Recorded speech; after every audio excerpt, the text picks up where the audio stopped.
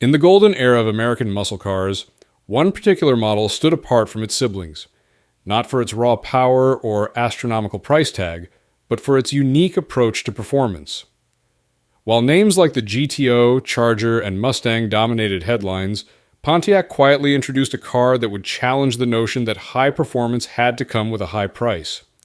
This is the story of the Pontiac GT-37, a muscle car that dared to democratize speed in an age of excess, and how it became one of the most intriguing footnotes in automotive history. The late 1960s marked a pivotal moment in American automotive culture. Muscle cars ruled the streets, and young drivers dreamed of owning these powerful machines. However, as prices climbed higher and higher, many found themselves priced out of their dreams. Pontiac, a division of General Motors, recognized this growing disparity and set out to bridge the gap. Their solution would become one of the most interesting experiments in muscle car history. When the GT-37 first appeared in 1970, it represented a bold new direction for Pontiac. Built on the foundation of the entry-level T-37 platform, this new model aimed to deliver the thrill of high performance without the premium price tag that had become synonymous with muscle cars. The marketing team at Pontiac crafted a clever slogan that perfectly captured their target audience. There's a little GTO in every GT-37, and you don't have to be over 30 to afford it. The story begins with Pontiac's decision to replace their aging Tempest series with the T-37, a more cost-effective mid-size car designed to appeal to budget-conscious buyers. The T-37 provided the perfect foundation for what would become the GT-37, allowing engineers to focus on performance enhancements while maintaining affordability. This strategic decision would prove crucial in creating a unique position in the market. The GT-37's engine lineup showcased Pontiac's commitment to offering varied performance levels. The base model came equipped with a 350 cubic inch V8 engine, producing 255 horsepower. This entry-level power plant provided enough grunt to satisfy most drivers while keeping costs down. However, Pontiac didn't stop there. They offered a range of more powerful options, including the formidable 400 cubic inch V8, which could produce up to 345 horsepower when paired with a manual transmission. In 1971, Pontiac raised the stakes by introducing the massive 455 cubic inch V8 engine option. The standard 455 generated 325 horsepower, but the real crown jewel was the 455 HO, high output version. This powerhouse produced 335 horsepower and an impressive 480 pound-feet of torque, transforming the budget-friendly GT-37 into a serious performance machine capable of competing with much more expensive muscle cars. The GT-37's exterior design struck a careful balance between flash and functionality. The car came standard with 14 by 6-inch Rally 2 wheels, which went without trim rings to keep costs down while maintaining a sporty appearance. These wheels were wrapped in G7014 white lettered tires, providing both improved grip and period-correct muscle car styling.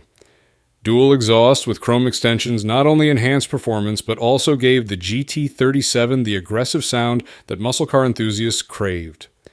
Body styling included distinctive vinyl stripes and GT-37 identification badges that set it apart from the standard T-37. In 1971, Pontiac updated the striping to a reflective sword-style design.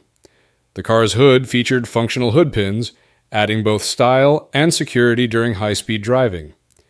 Inside, the GT-37 maintained its focus on essential performance features. The standard 3-speed manual transmission came with a floor-mounted shifter, while buyers could opt for either a 4-speed manual with a Hurst shifter or an automatic transmission. The interior featured a practical bench seat arrangement typical of the era, focusing on functionality rather than luxury. The suspension system demonstrated Pontiac's commitment to balanced performance.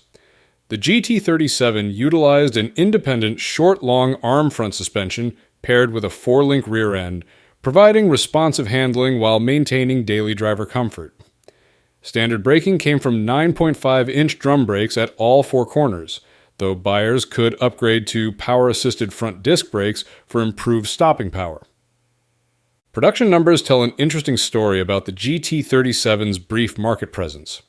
In its debut year of 1970, Pontiac manufactured just 1,419 units, partly due to its mid-year introduction. Production increased significantly in 1971, with 5,802 units rolling off the assembly line. Of these, 5,015 came equipped with the base 350 cubic inch engine. 572 featured the 400 cubic inch power plant, and only 69 received the mighty 455 cubic inch engine. The rarity of certain configurations has made some GT-37s highly sought after by collectors. The 455 HO models in particular represent the pinnacle of GT-37 performance and are among the most valuable examples today. These numbers highlight the GT-37's position as a relatively rare muscle car, especially compared to its more common GTO sibling. The GT-37's marketing campaign focused heavily on its value proposition. Pontiac's advertising emphasized the car's performance capabilities while highlighting its affordable price point. The strategy aimed to attract younger buyers who wanted muscle car excitement without the associated costs of insurance and premium features that came with higher-end models like the GTO. Despite its innovative approach and strong performance offerings, the GT-37 faced significant challenges. The early 1970s brought major changes to the automotive industry, including stricter emissions regulations, rising insurance rates, and the looming fuel crisis. These factors affected the entire muscle car segment, and the GT-37 was not immune to these market pressures. Competition also played a role in the GT-37's short lifespan. Established models like the Plymouth Roadrunner and Chevrolet Chevelle SS had already built strong followings, making it difficult for the newcomer to gain significant market share. After just 2 years of production, Pontiac discontinued the GT-37 following the 1971 model year.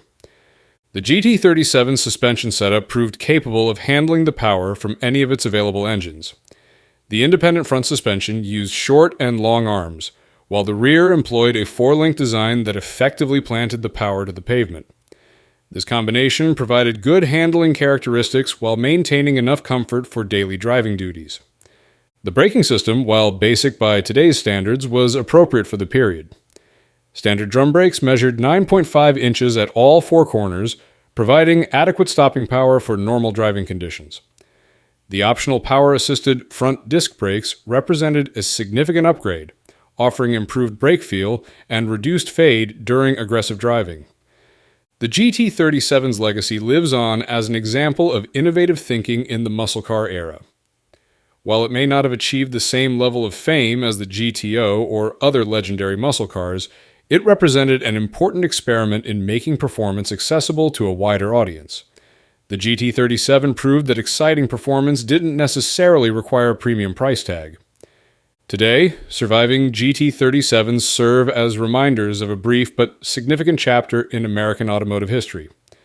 Their relative rarity, combined with their unique position in the market, makes them interesting collector's items. The most desirable examples, particularly those equipped with the 455 HO engine, command significant attention at automotive auctions and shows.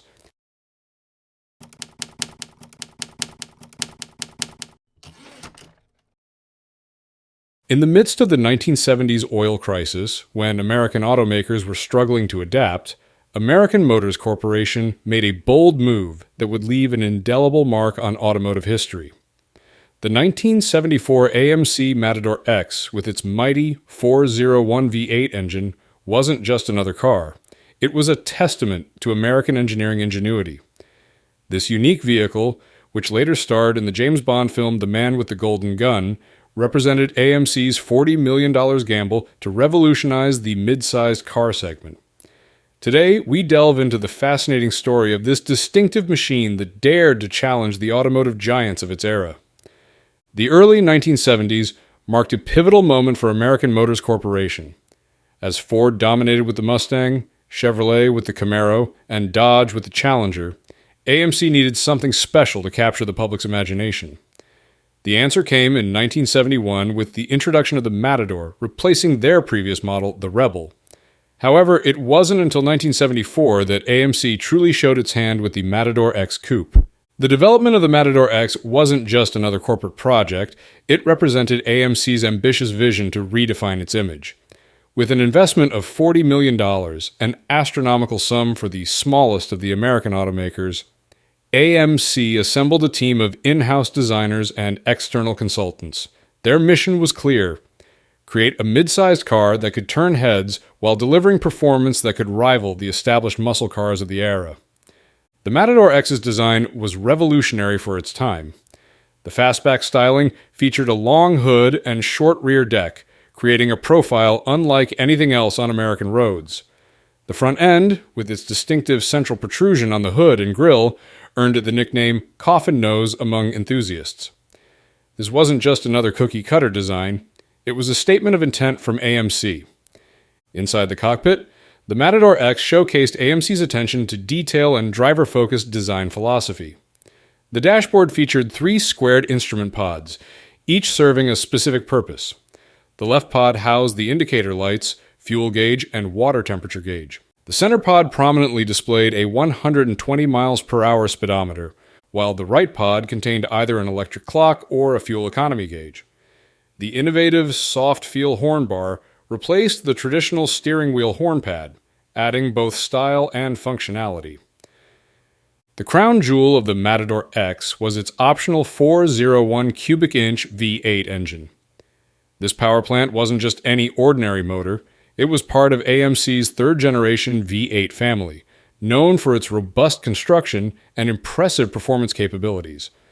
With a bore of 4.17 inches and a stroke of 3.68 inches, this engine displaced 401.1 cubic inches, making it one of the largest engines available in a mid-sized car of the era. The 401 V8 was an engineering marvel for its time. Despite having a relatively low compression ratio of 8.25 to 1, which allowed it to run on regular gasoline, it still produced an impressive 235 horsepower at 4,600 revolutions per minute and 334 pound-feet of torque at 3,200 revolutions per minute. These numbers translated into real-world performance that could make muscle car enthusiasts take notice. The Matador X could accelerate from 0 to 60 miles per hour in approximately 8.1 seconds and complete the quarter mile in around 17.1 seconds, reaching speeds of about 85 miles per hour at the finish line. The Matador X wasn't just about straight-line speed. Its chassis and suspension were carefully engineered to provide a balance of comfort and handling. The front suspension utilized a twin-ball joint design with coil springs and a sway bar, while the rear featured a sophisticated 4-link trailing arm setup with coil springs. This configuration allowed the Matador X to remain composed during spirited driving while maintaining ride comfort for daily use. The car's dimensions were carefully chosen to optimize both interior space and handling dynamics. With a wheelbase of 114.02 inches and an overall length of 209.29 inches, the Matador X struck a perfect balance between road presence and maneuverability. The width of 77.2 inches and height of 51.81 inches gave it a planted stance that enhanced both stability and aesthetics. Safety features weren't an afterthought either. The Matador X complied with the National Highway Traffic Safety Administration's new regulations, featuring massive front and rear bumpers mounted on energy-absorbing shocks. These bumpers could withstand 5 miles per hour impacts without damage, while flexible filler panels maintained the car's clean lines. AMC's ambitions for the Matador X extended beyond American shores. The company exported the vehicle to various international markets, including Australia, where it was marketed as the Rambler Matador. These export models required significant modifications, including right-hand drive conversions to comply with local regulations. The Matador X's moment in the international spotlight came with its appearance in the James Bond film The Man with the Golden Gun. As the vehicle of choice for the film's antagonist, Francisco Scaramanga, the Matador X showcased its distinctive styling to audiences worldwide. This product placement was a calculated move by AMC to enhance the car's image and appeal to a broader audience. Despite its impressive specifications and unique design, the Matador X faced significant challenges in the marketplace. The 1973 oil crisis had fundamentally changed the automotive landscape, with consumers increasingly favoring fuel-efficient vehicles. The Matador X, with its thirsty V8 engine, found itself swimming against the tide of market preferences. Production figures tell the story of these challenges. In 1974, AMC built approximately 10,074 Matador X units, representing about a quarter of all Matador coupe sales that year. While these numbers weren't disastrous, they fell short of AMC's ambitious expectations for the model. Today, the 1974 AMC Matador X stands as a testament to American Motors Corporation's innovative spirit and willingness to take risks. Its unique design, powerful engine options, and comprehensive feature set made it a notable competitor in the mid-sized car segment of the 1970s. The car's specifications still impress automotive enthusiasts. The 401 V8 engine's combination of power and durability has earned it a respected place in American automotive history. The engine's versatility was demonstrated by its use in other AMC vehicles, including the Javelin and Ambassador, as well as Jeep models like the Wagoneer and Cherokee. The interior of the Matador X reflected AMC's commitment to both comfort and functionality. With seating for 4 passengers, the car offered ample space in both front bucket seats and the rear bench. The trunk's 14.3 cubic feet of cargo space provided practical utility without compromising the car's sporty character. Options and customization were key aspects of the Matador X's appeal. Buyers could choose from various upholstery options, exterior colors, and additional features including air conditioning, power windows, and an upgraded sound system. The availability of a vinyl roof, styled road wheels, and various exterior trim packages allowed customers to personalize their vehicles to their tastes. The technical specifications of the Matador X revealed AMC's engineering prowess.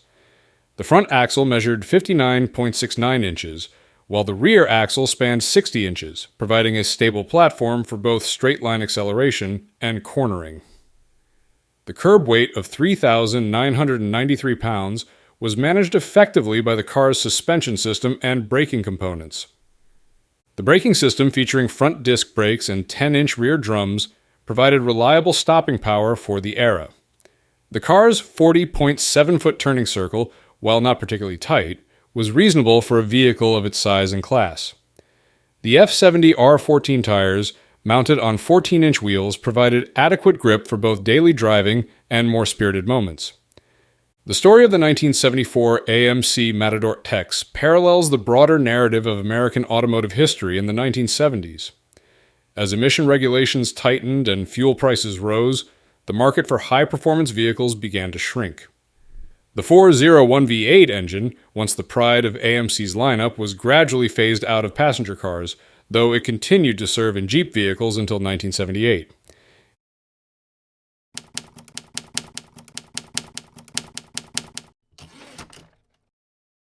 In late 1960s, America, as giants like Ford and Chevrolet dominated the roads, one underdog company dared to challenge the status quo. American Motors Corporation, often overlooked in automotive history, created something special, the Ambassador SST 390. This wasn't just another luxury car. It was a bold statement of engineering prowess that combined raw power with unexpected refinement. Our journey begins in 1957, when AMC first introduced the Ambassador line. However, it wasn't until the late 1960s that this model would truly come into its own, marking a significant chapter in automotive excellence. The transformation began in 1968 when AMC introduced the SST trim level, which stood for Super Sport Touring. This wasn't just another trim package, it represented AMC's vision of what a luxury performance car could be. The company's engineers and designers worked tirelessly to create a vehicle that could compete with the industry's biggest names while maintaining its unique identity. The 1969 model year brought significant changes to the Ambassador's design. The wheelbase was extended to 122 inches, creating a more spacious interior and improving ride quality. The exterior received a striking makeover with quad headlight clusters set within a blacked-out grille, complemented by horizontal parking lights integrated into the front bumper. These design elements gave the Ambassador a distinctive presence on the road. Under the hood, the real star of the show was the mighty 390 cubic inch V8 engine. This power plant was part of AMC's Gen 2 V8 engine family, featuring a bore of 4.165 inches and a stroke of 3.574 inches. In 1969, this engine produced an impressive 315 horsepower at 4,600 revolutions per minute and 425 pound-feet of torque at 3,200 revolutions per minute. The 1970 model saw even more improvements, with power increasing to 325 horsepower at 5,000 revolutions per minute. The Ambassador SST 390's performance capabilities were remarkable for its time. The car could accelerate from 0 to 60 miles per hour in approximately 7.5 seconds. Impressive for a vehicle weighing 3,715 pounds in 1969 and 3,807 pounds in 1970. The top speed of around 120 miles per hour put it in league with some of the most capable full-size cars of the era. AMC's commitment to innovation was evident in the Ambassador's transmission options. The standard Shift Command 3-speed automatic transmission offered drivers the unique ability to manually select gears, providing a level of control typically reserved for manual transmissions. For those who preferred complete control, a floor-mounted 4-speed manual transmission was available as an option. The interior of the SST 390 showcased AMC's attention to detail and comfort. The deeply hooded dashboard clustered all instruments and controls within easy reach of the driver. Standard features included individually adjustable reclining front seats and air conditioning, luxuries that were often optional extras on competitor vehicles. The car's dimensions of 206.5 inches in length and 77.24 inches in width provided ample space for 6 passengers, while the trunk offered a generous 18.2 cubic feet of cargo space. Safety features were also a priority for AMC. The SST 390 came equipped with front disc brakes and the innovative dual safety braking system, which featured a split hydraulic setup. This meant that even if one brake circuit failed, the car could still stop safely, an advanced safety feature for its time. The suspension system combined independent front suspension with coil springs and an anti-roll bar, while the rear utilized a solid axle with semi-elliptical leaf springs. This setup, along with the long wheelbase, provided a smooth and stable ride that could handle both city streets and highway cruising with equal composure. Production numbers tell an interesting story about the Ambassador's popularity. In 1970, AMC produced 59,941 Ambassador models across various trims and body styles. The SST models proved particularly popular, with 19,687 SST sedans, 8,255 SST hardtop coupes, and 5,714 SST station wagons rolling off the production line. For performance enthusiasts, AMC offered the Go package, which included upgrades like heavy-duty suspension components, dual exhaust, and performance-oriented tires. A limited slip differential was also available, improving traction during acceleration and in challenging road conditions. The Ambassador SST 390's fuel economy, typical for its era, averaged between 12 and 14 miles per gallon. While this might seem inefficient by today's standards, it was comparable to other V8-powered vehicles of the time. The design elements of the 1969 and 1970 models reflected the popular automotive trends of the late 1960s. The Coke bottle fenders and sweeping rooflines gave the car a dynamic and elegant profile. The rear design featured ribbed rectangular taillights mounted inboard of the rearward thrusting fenders, with square-ribbed marker lights placed on the trailing edge of each fender side. AMC's marketing strategy positioned the Ambassador SST 390 as a compelling alternative to offerings from the big three automakers. The combination of luxury features, powerful performance, and innovative engineering made it an attractive option for buyers seeking something different from the mainstream choices. The station wagon variant deserves special mention for its practical dual-swing tailgate, which could open both downward and sideways, providing flexibility for loading and unloading cargo. This innovative feature demonstrated AMC's thoughtful approach to practical design solutions. The Ambassador SST 390's axle ratio options allowed buyers to customize their driving experience. A lower ratio, like 2.87 to 1, provided better highway fuel economy, while a higher ratio, such as 3.54 to 1, delivered improved acceleration and performance. This level of customization was appreciated by buyers who had specific performance requirements. The car's interior appointments reflected AMC's commitment to luxury. The use of premium materials and careful attention to fit and finish created an upscale environment that could compete with more expensive vehicles. The availability of power windows, tilt steering wheel, and various audio system options allowed buyers to tailor their Ambassador to their precise preferences. The impact of the 390 extended beyond its immediate success. It demonstrated that AMC could compete with larger manufacturers in terms of both luxury and performance. The model's combination of innovative features, solid engineering, and distinctive styling helped establish AMC as a serious contender in the American automotive market of the late 1960s and early 1970s. Looking back, the Ambassador SST 390 represents a high point in AMC's history. It showcased the company's ability to create vehicles that could match or exceed the offerings of larger competitors while maintaining their unique character. The model's influence can be seen in later AMC vehicles, and its legacy lives on as an example of American automotive innovation during a transformative period in the industry's history.